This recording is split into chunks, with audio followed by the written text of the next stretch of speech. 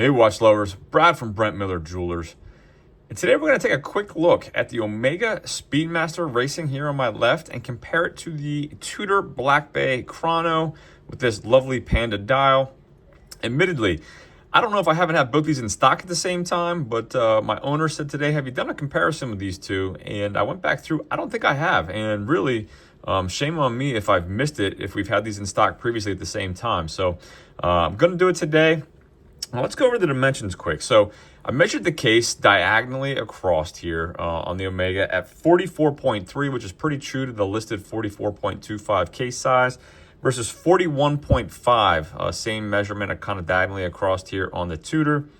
Also measured it across the tachometer scale or the tachometer bezel here. You do have a ceramic bezel on the Speedmaster. Straight across that, 41.7. You have an aluminum tachometer bezel here on the Black Bay Chrono. That one measured at 41.5, the exact same as the case. It sits flush to the case. The Omega, the case is larger. The bezel obviously comes in a little bit, so it does wear smaller on wrist. And then lastly, I measured directly across the 3 to the 9 of the crystal itself, 34.9 on the Omega, 33.8 on the Tudor. So about 1 millimeter larger, just diameter across for the crystals. Moving on to case thickness, the Omega Speedmaster, 15.4 versus the Tudor at 14.4, so a millimeter thicker. However, look how much of that is coming from the crystal on both the exhibition case back on this Speedmaster as well as the top. That's got to be tough to do with calibers, but that's got to be at least a millimeter for both those crystals. So that 15.4 I think is a little misleading because of those crystals. You do have a slightly raised crystal here on the Tudor chronograph as well.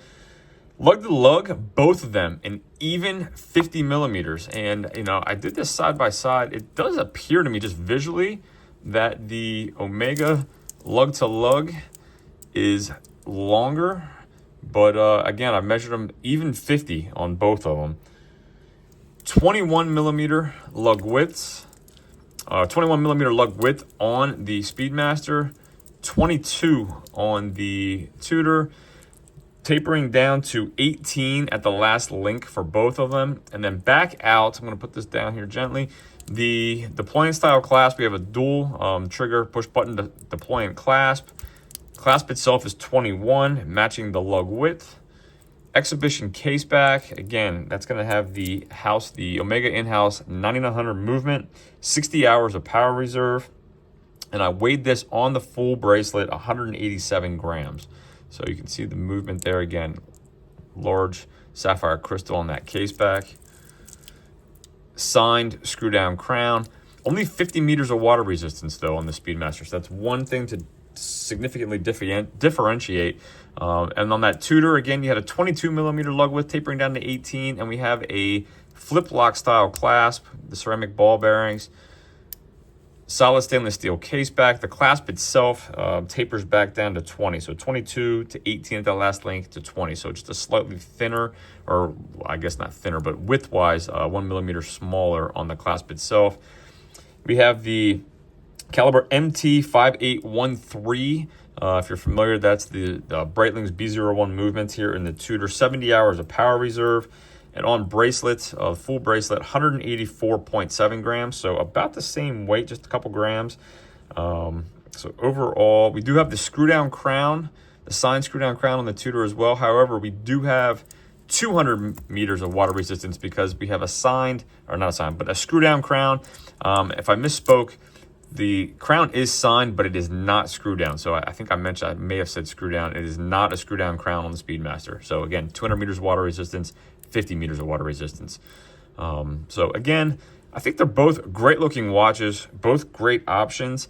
One thing we will go over here is price. The Omega retails nearly double, or close enough, I should say, $9,100 versus the Tudor at $5,450. So if you like the Tudor, you're going to like the price a little bit more.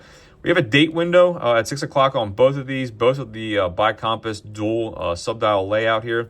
Both have small seconds running at the 9 o'clock. You have looks to be a 45-minute counter on the, usually it's a 30. So honestly, I didn't realize that until right now looking at this. It looks like a 45-minute counter on the Tudor. You have a 30-minute counter and a 12-hour counter. You can't see it, but underneath there are 2 hands on that sub dial. So you have the larger minute hand underneath, there's an hour hand. So 30-minute and 12-hour counter. And then let's take a look at both these dials kind of more up close. A pretty flat white dial, and you can see it looks like the markers on the dial, the hour markers, are rhodium plated surrounding the loom plots there. So take a look at the chrono quick.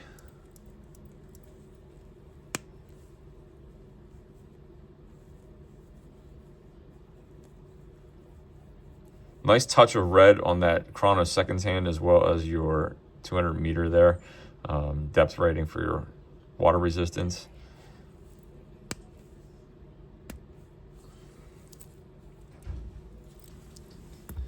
The Omega has a really terrific textured dial. Hopefully you can see that. It's sometimes hard to see, but the texture on that dial is really, I think I like looking at it. It's aesthetically pleasing to my eye.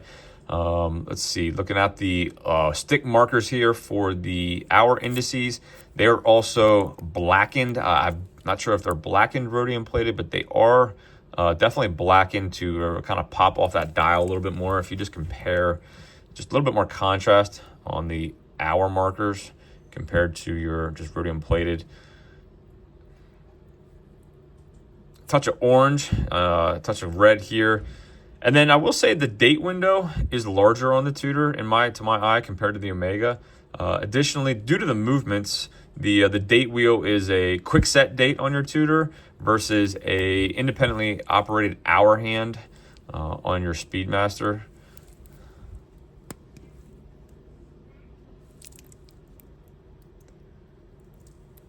And again, we already mentioned the ceramic bezel compared to the aluminum. So certainly some features that are going to differentiate between the two.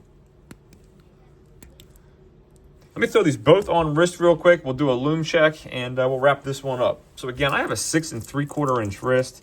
These are both going to be a little large, most likely here. But I would say this, for those of you who find 44 millimeters too large, with the same lug-to-lug length as the Black Bay Chrono, I really think size-wise, if you like the Chrono, if you like the Tudor Chrono, I would not rule out the Speedmaster. This, to me, certainly wears smaller than 44 millimeters with 50 millimeter lug-to-lug. I think a lot of wrist sizes could get away wearing this. Really just a great-looking watch, and that dial really pops in the right light.